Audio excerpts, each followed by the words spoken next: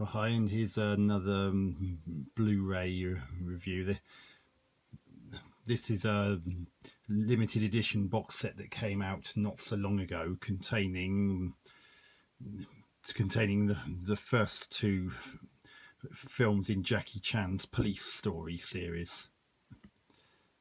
It's worth noting that this box set is now out of print, so if you're expecting to find it, expect to have to pay a pretty penny for it, because the first film in particular is one of Jackie's most beloved action films from his heyday. And a little bit backstory. Not long before Jackie directed and starred in Police Story, he had tried with the Golden Harvest film company 4 attempts at trying to break him into the United States market with the 4 film Battle Creek Brawl, which was also known as the Big Brawl, the Cannonball Run, Cannonball Run 2, and The Protector. Now, The Protector is a 1985 film directed by James Glickenhaus, not to be confused with the film known as Tom Yong-gung that starred Tony Jaa a couple of decades later. Because I believe that in some other parts of the world, including the United States, that was also known as The Protector. But The Protector, the 1985 film that Jackie starred in, that James Glickenhaus directed, it cast Jackie against type as a hard-boiled cop, and to say that it wasn't a pleasant experience for Jackie was putting it mildly. He disapproved of its content and generally the working under James Glickenhaus, but he was forced to continue until the shoot was finished, and because of contractual obligations. But after that happened, he just took his bad experience, went back to Hong Kong after all 4 of those attempts to break him into the American market failed, and said, "Well, you know what? You do your police film your way, and I'll do it my way."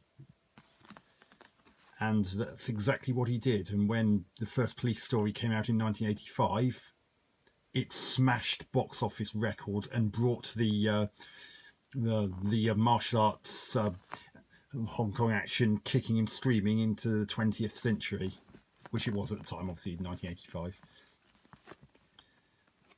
And in both films, Jackie Chan plays a police officer named either Kevin Chan or Chan ka-kui, depending on which version you watch. Now let's have a look at the outer box. Eureka Entertainment were responsible for bringing this particular box set out. Got some artwork. The 2 discs and the little description of what this limited edition contains. It is interesting. It's got a few different cuts of both films, and there's for the first film there's even a Japanese cut that contains quite a bit of extra footage that was not in the other releases, and there's also the original Hong Kong cut of Police Story 2, which contains footage that I believe the West hadn't really seen before. Most notably, there's a scene in which in Police Story 2 in which a whole bunch of young women that seem to just come out of nowhere actually get introduced. And there's also another bit that adds tension. Both the introductory scene for those women and those extra bits that added tension were simply not in the international prints of Police Story 2 released previously. So it really is good to see them here. The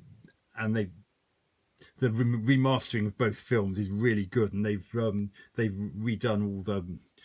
all the subtitles of the original Cantonese dialogue.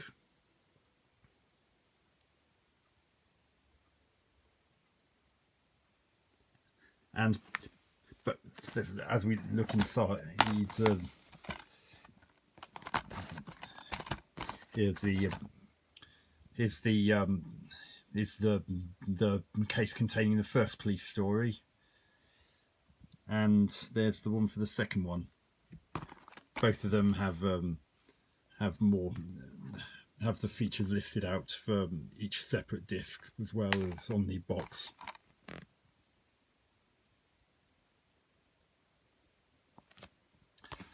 And also, as part of this limited edition thing, which I believe is not in the manila versions which are available now, you get this little collector's booklet which tells you a little bit about the film. This one's specific to the first police story. I won't show you everything in it. You also get different posters for the way it was marketed around the world, and also both discs also have double-sided sleeves. So if you prefer the look of this one, you can always reverse the sleeve.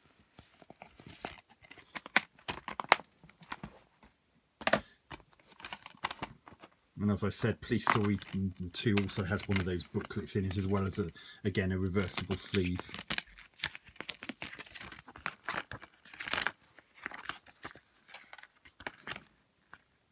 Again, it goes into a little bit about the backstory of the film and what was involved, and again the different publicity shots and lobby cards and the like, showing how the same film was marketed elsewhere in the world.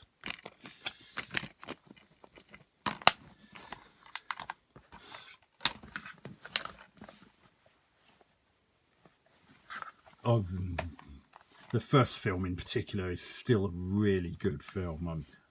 Admittedly, a little bit of the comedy lags in the middle. It's quite broad comedy, and so that might not be to everyone's taste. But then, what about comedy is?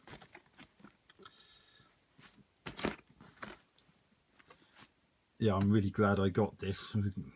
The first film in particular is so renowned that quite a few films that were even released in Hollywood not long afterwards actually paid homage to some scenes from it. I mean, in Tango and Cash, which starred Sylvester Stallone and Kurt Russell, they borrowed a sequence involving the way Jackie Chan's character in the first police story stops a bus simply by having something block the road, and him facing it while just holding a gun.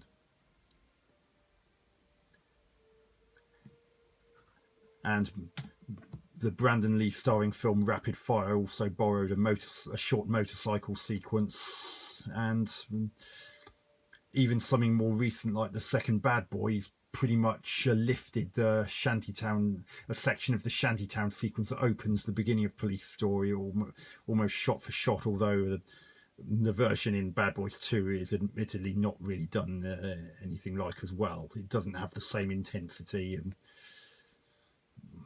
I expect it didn't have the same level of injuries as what was in Police Story. Quite a few people got hurt in that scene. I won't give it away for anyone who's not seen it, but yes, I really am impressed with this box set. Eureka did a good job, and the remastering of both films is pretty good, considering that Hong Kong films were notorious, at least at one time, for just being left to rot after their original cinema release. And to get them looking as good as they do is presumably quite an achievement in itself. And yes, I'm really glad I got this. If you haven't seen these films, they're definitely recommended, especially if you love your action and there's no shortage of great martial arts scenes in it.